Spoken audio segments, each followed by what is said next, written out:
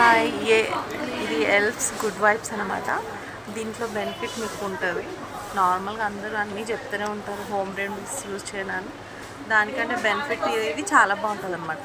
Like మీరు weekly once use చేయొచ్చు. Neck to hand ఇది కూడా యూజ్ చేయొచ్చు. బెనిఫిట్ ఇందులోనే మీకు బీట్రూట్ ఫేషియల్ కూడా వస్తుంది కదా, ఇది కూడా ఆ కేటగిరీ. మీకు అదేంటంటే కొంచెం పింక్ టోన్ అట్లా కావాలి అనుకున్న వాళ్ళు అది యూజ్ చేస్తే బాగుంటుంది అనమాట. ఇదేంటంటే స్కిన్ కొంచెం మీకు బ్రైట్నింగ్కి లైక్ స్క్రబ్ అట్లా ఏదైనా చేసి ప్యాక్ లాగా వేసుకుంటే కూడా చాలా బెనిఫిట్స్ ఉంటాయి దీంతో. ఇంకా దీని రిజల్ట్ కూడా మీకు చాలా బాగుంటుంది. నార్మల్గా మీరు ఎన్ని టైమ్స్ యూజ్ చేసినా మీకు ఎట్లాంటి సైడ్ ఎఫెక్ట్స్ ఉండవు.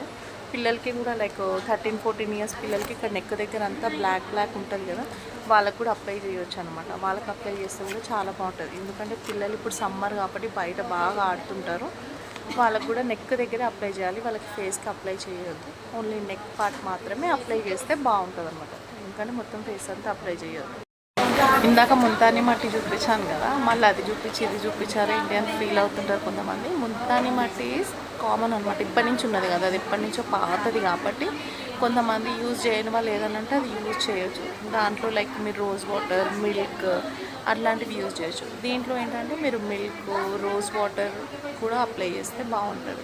కొంచెం స్క్రబ్ చేసి ఇది పెడితే మీకు చాలా బెనిఫిట్స్ ఉంటుంది అనమాట.